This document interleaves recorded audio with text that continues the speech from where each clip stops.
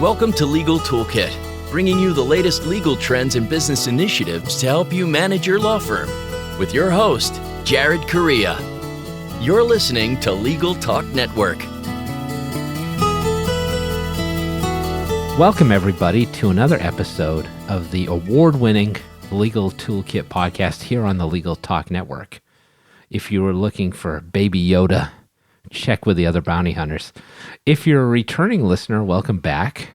If you're a first-time listener, hopefully you'll become a long-time listener. And if you're Quentin Tarantino, why can't you just write a straight historical treatment? As always, I'm your show host, Jared Correia, and in addition to casting this pod, I am the CEO of Red Cave Law Firm Consulting, which offers subscription-based law practice management consulting services for law firms, bar associations, and legal vendors. Check us out at redcavelegal.com. I'm also the COO of Gideon Software Inc., which offers chatbots, a no-code chatbot builder, and automated scheduling tools, all created specifically for law firms. Find out more at www.gideon.legal. You can listen to my other podcast, The Lobby List, a family travel show I host with my wife, Jessica, on iTunes. Subscribe, rate, and comment, everybody. But here on the Legal Toolkit, we provide you with a new tool each episode to add to your own legal toolkit, so your practices will become more and more like best practices. In this episode, we're going to talk about the recent CounselLink Trends Report. But before I introduce today's guests, let's take a moment to thank our sponsors. Abby Connect has delivered premium live receptionist and answering services to lawyers since 2006. You can try them out for free at abbyconnect.com. Scorpion crushes the standard for law firm online marketing with proven campaign strategies to get attorneys better cases from the internet. Partner with Scorpion to get an award-winning website and ROI-positive marketing programs today. Visit scorpionlegal.com/podcast. Nexa, formerly known as Answer One, is a leading virtual receptionist and answering service provider for law firms. Learn more by giving them a call at 800-267-9371 or online at www.nexa.com. TimeSolve is the #1 web-based time and billing software for lawyers, providing solutions since 1999. TimeSolve provides the most comprehensive billing features for law firms big and small. www.timesolve.com. My guests today are two. First, Scott Wallingford, the Vice President and General Manager of Legal Software Solutions at LexisNexis. Scott has been in that role since 2015 and helps to manage an active portfolio of software solutions, including Interaction, CounselLink, and Juris. Scott, welcome to the show. Thanks, Jared. Great to be here. And also, as if one person from LexisNexis is ever enough, we have another. One Aaron Pierce, who's the Vice President and General Manager of the CounselLink business. With over 20 years of technology leadership experience and over 10 years in the legal software space, Aaron is passionate about helping legal professionals achieve greater outcomes through data-driven decisions. And isn't that a beautiful thing? Aaron, welcome to the show. Thank you, Jared. We do travel in groups.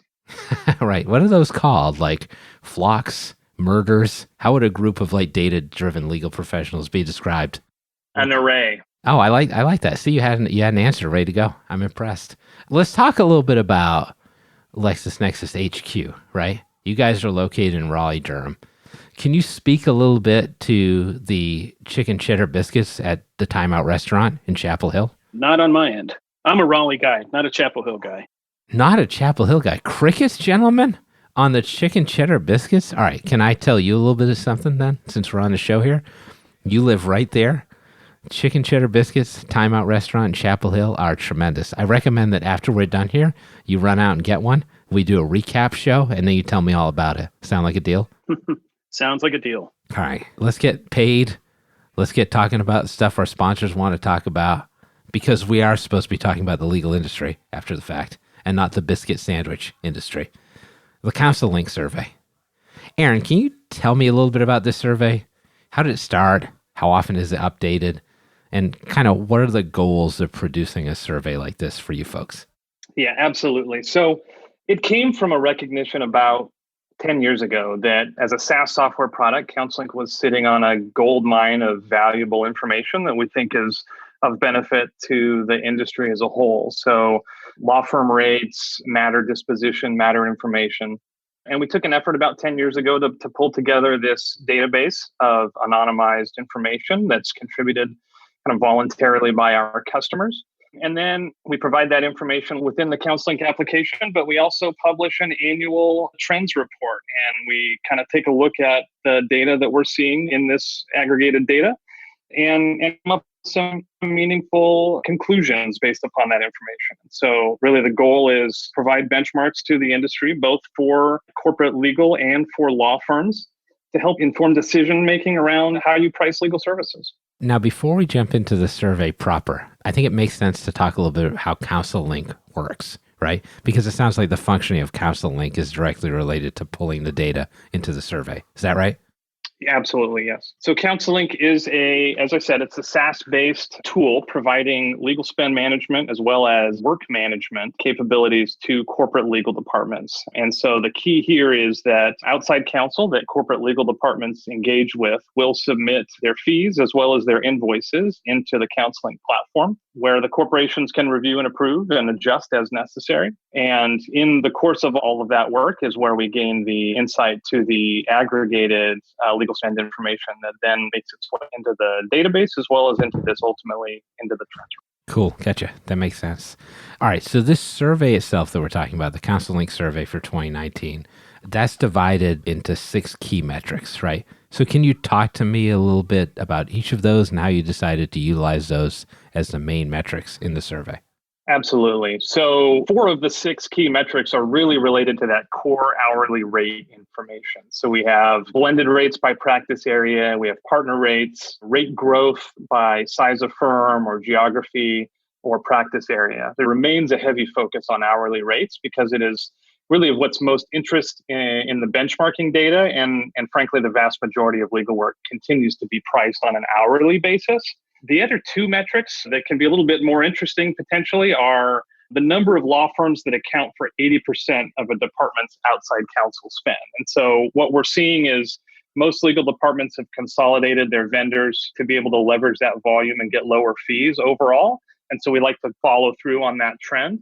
And then the last metric is the percent of spend or percent of matters that are billed under some form of alternative fee arrangement. Again, getting out of that hourly world and into understanding where alternative fees may be more effective and help to see where use of alternative fees might be increasing in particular areas. Right. And I think that's reflective of the reality of the situation. So that makes sense. Scott, you've been quiet to this point. You probably went out to get a biscuit. Do you have anything to add to that? Well, I think what you're seeing here in terms of CounselLink and leveraging the data and actually publishing surveys is reflective of how we run the software division of LexisNexis, which really is lead by listening. And by that, we spend a lot of time with our clients trying to understand their key needs, whether it's a law firm trying to grow, or in this case, a corporate law department trying to figure out how to better manage their spend, selection of counsel, et cetera. Increasingly, right, the world is run on data.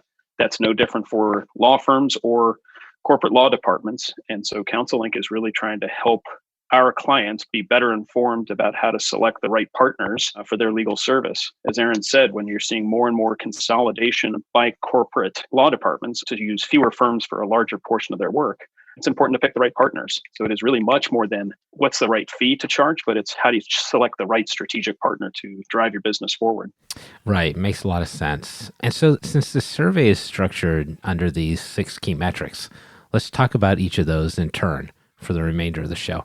So let's start with the first, which is this notion of blended hourly rates by practice area.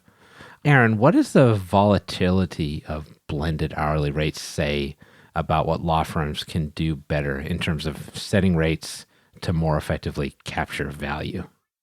Yeah, so both law firms and corporate legal departments should be driving for low volatility of these blended rates when they're looking across a set of similar matters, right? So there shouldn't really be that much volatility in what a firm charges for employment matters related to immigration, as an example. And so what you're going to see in the results is in large part due to the fact that the different categories that we might have are pretty broad.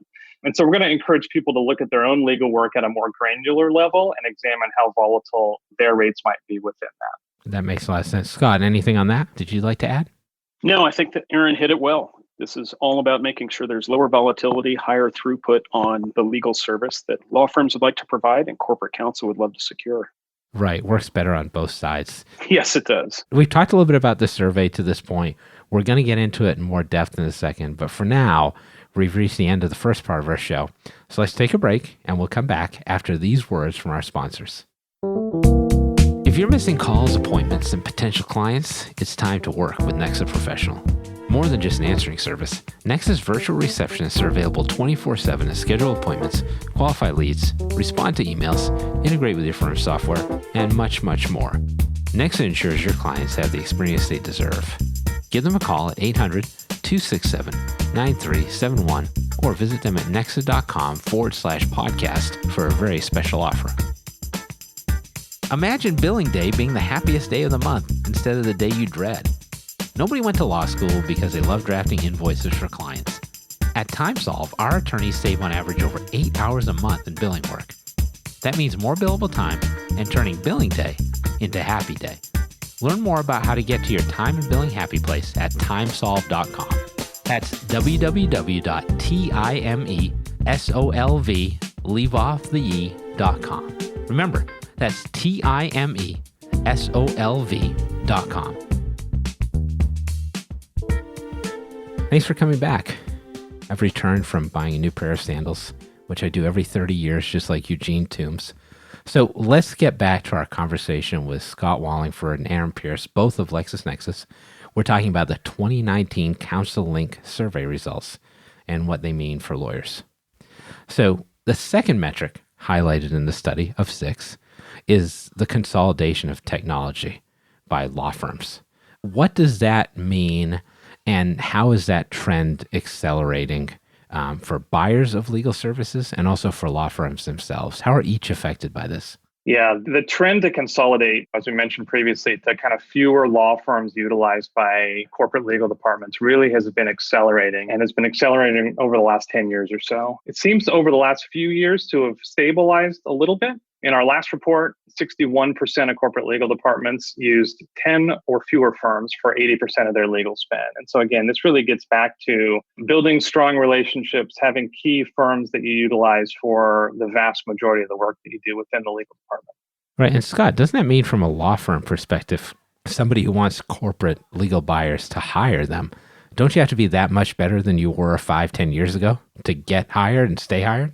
Absolutely. The world has fundamentally changed. The way corporations secure their legal services, the partnerships that they attract, strategic partnerships in that sense, it's very different than the business used to be developed and won in years past.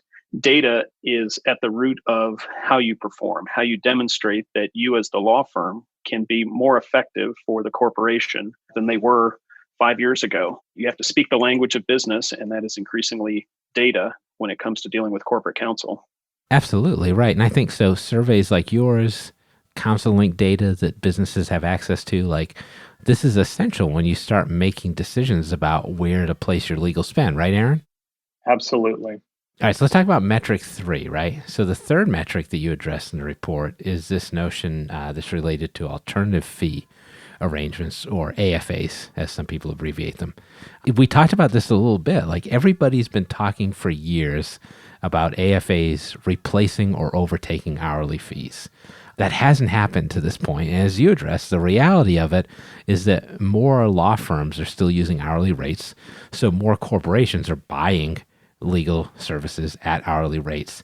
Do you see that changing at some point? Is there a trend line that you've identified, or does this look to be the situation for the foreseeable future? Yeah, I think the revolution is not happening necessarily as quickly as the hype may have led folks to believe in the industry, but the trend line is continuing to move up. And so we're still seeing that uptick in the use of alternative fee arrangements relative to hourly billing. In the latest report, more than 12% of matters had at least some sort of non-hourly arrangement associated with it. And as you look into different categories, there's categories like employment and labor where we're seeing upwards of 20% of the volume billed under some sort of alternative fee arrangement. So that could be a simple flat fee or some form of contingency or other alternative arrangement. Particularly interesting to note in the last report is that mergers and acquisition saw a pretty significant increase in AFA activity, nearly doubling about 10% of the matters in the database. And so you're starting to see, particularly as M&A transactions are increasing, the opportunity to get a little bit more creative in how you price. So ultimately, and maybe this is a question for Scott, where do you think the pressure to change is going to come from as law firms move from hourly rates to AFAs? Is that going to come from the law firms who want to engage business on the corporate level? Or is that going to come from corporations who are going to force lawyers to change their billing practices? Or does it come from somewhere else entirely, like potentially the adoption of an ABS model in the US? Yeah, it's a great question, Jared. I think you're going to see it come a little bit from all three, but the dominant metric or the dominant force is going to come from the corporate side. And by that, I think they're looking for more creative ways to align incentives between getting the right legal service to approach the right legal issues in a cost-effective way. Where people still have quite a bit focused on the hourly rate, you're seeing mixes of people and partner rates and all of those types of factors that go into what the firm actually pays for the matter to be complete. You also have AFAs, which is another way to get to a very similar measure. So I think the force is still coming from corporates to say, how do I make sure I'm getting the best legal service for the right type of problem at a very cost-effective rate that makes sense on all these performance dimensions? And then you work out with the law firm what's the exact right structure. So just because we still see a preponderance of work done under hourly rates does not mean that you're not having a change in how work is purchased.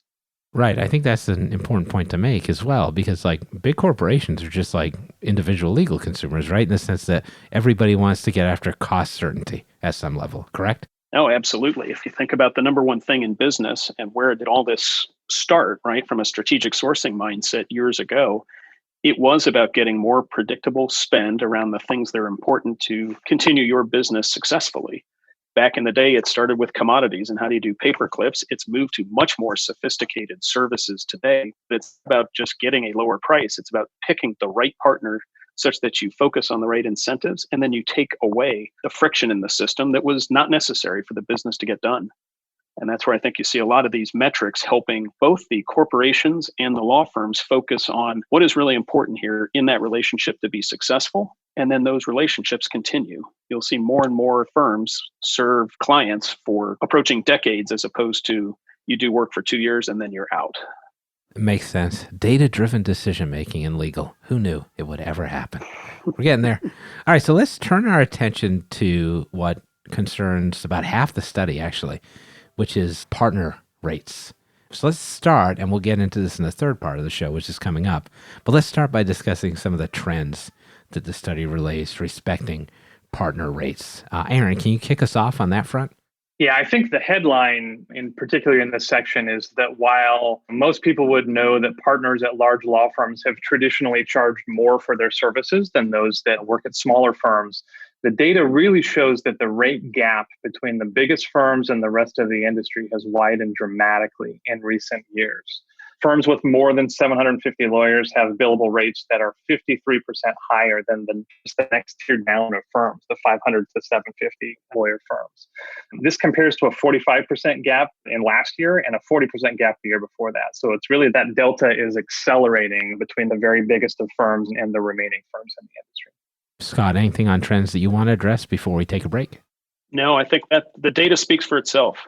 Ah, yes. And that's a good summation to end on, at least this section of the podcast. So we'll take our second and last show break.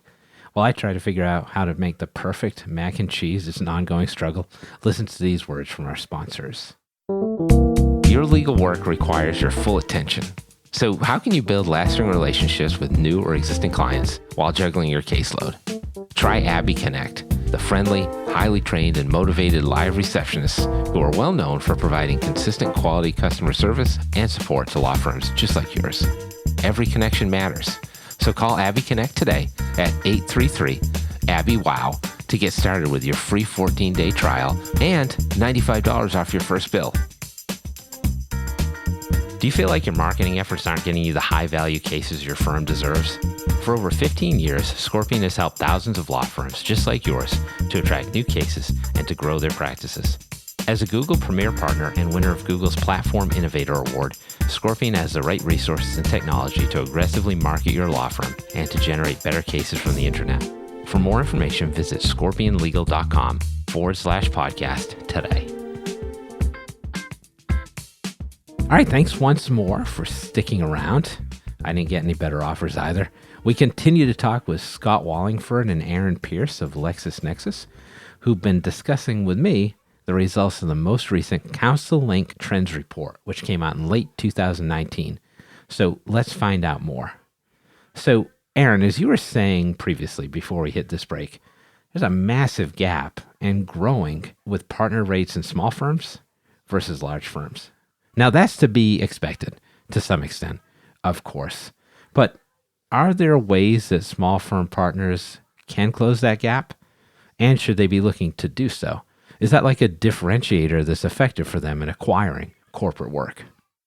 Yeah, I think it certainly can be. I think it's important for them to keep their eyes on the benchmarks, understand where the rates are, and make sure that to the extent that they're able to be in line, they are in line. So they won't necessarily be able to charge as much as the largest firms that may provide a different suite of services, but there's always a niche for firms of different sizes to be able to fit in on when they can focus on how they can provide that higher value work and keep in line with what a reasonable fee is to charge for that work. Right. That makes a lot of sense. And I guess it's probably obvious in follow-up to that partner rates are higher in larger cities and states. That makes sense too. What about those trends respecting rate increases that you talked about and the differentiation between big and small firms? Is that growing consistently in large states and cities too? Or is that delta higher in metropolitan areas versus smaller areas? There's certainly variability year to year as to which geographies or which kind of big metro areas might have the highest rate increases. Boston, Chicago, Los Angeles, New York, Seattle all had growth of at least 4% over the last 2 to 3 years.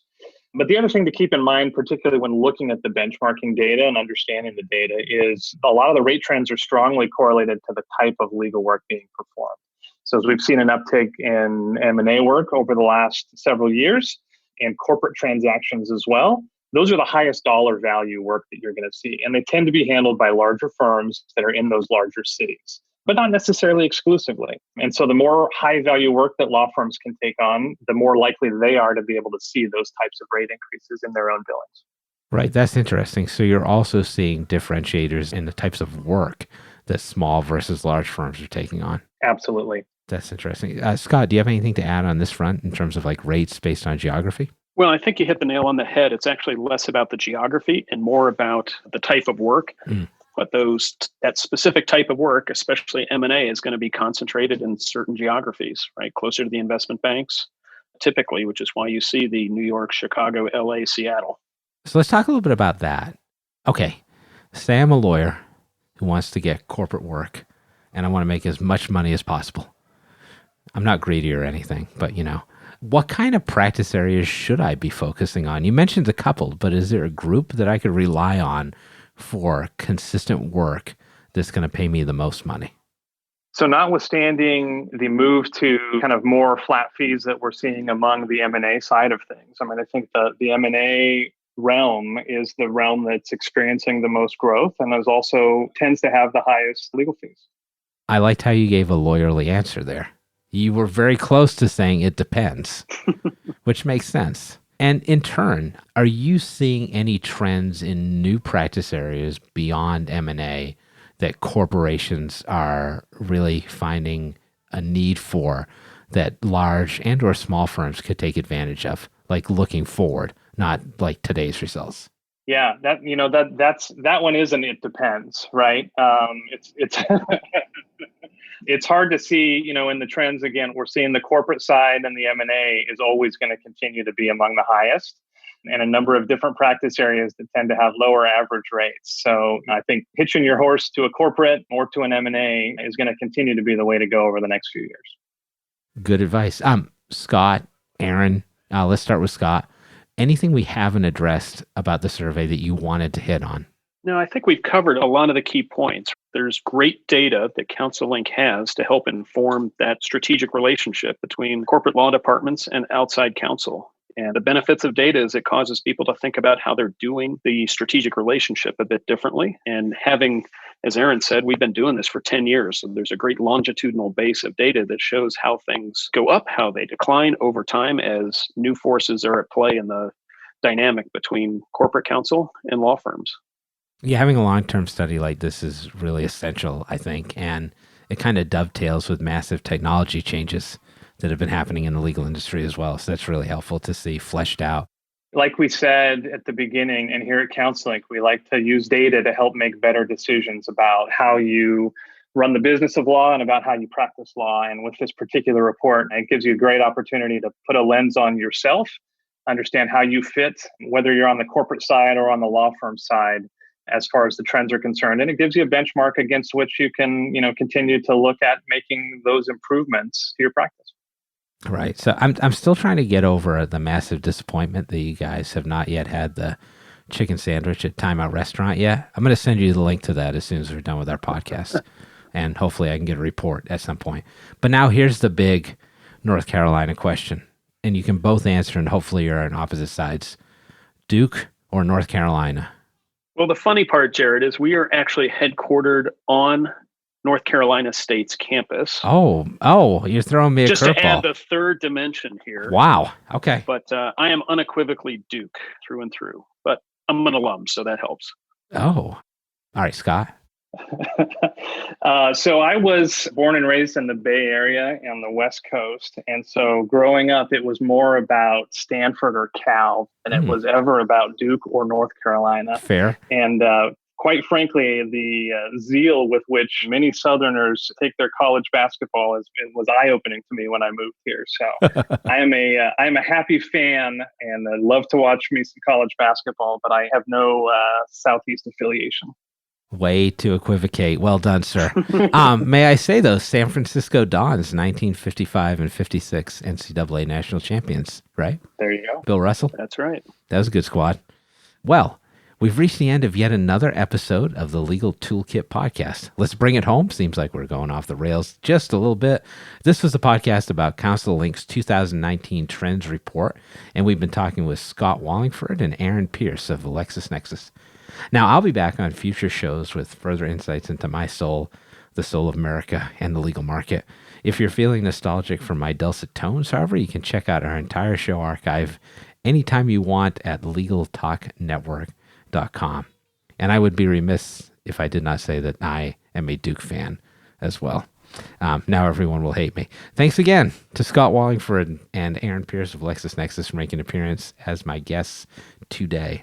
All right, Scott, Aaron, and we'll start with Scott here. Can you tell everyone how they can find out more about you folks, what you do, and about the LexisNexis products you work on?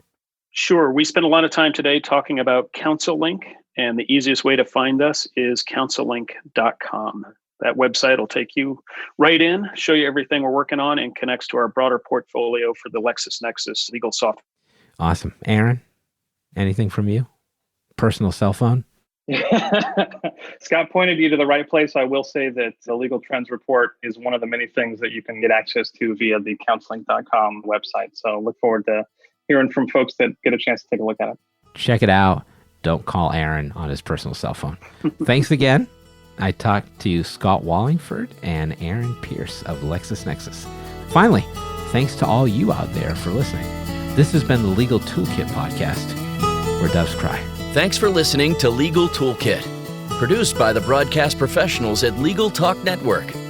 Join host Jared Correia for his next podcast covering the current business trends for law firms.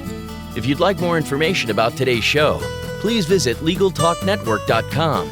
Subscribe via iTunes and RSS. Find Legal Talk Network on Twitter, Facebook, and LinkedIn, or download the free app from Legal Talk Network in Google Play and iTunes.